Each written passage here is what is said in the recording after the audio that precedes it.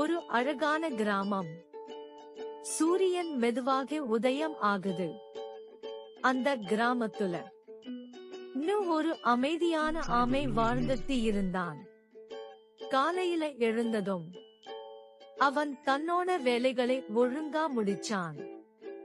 சுத்தமா குளிச்சிட்டு புது உற்சாகத்தோட வந்தான்.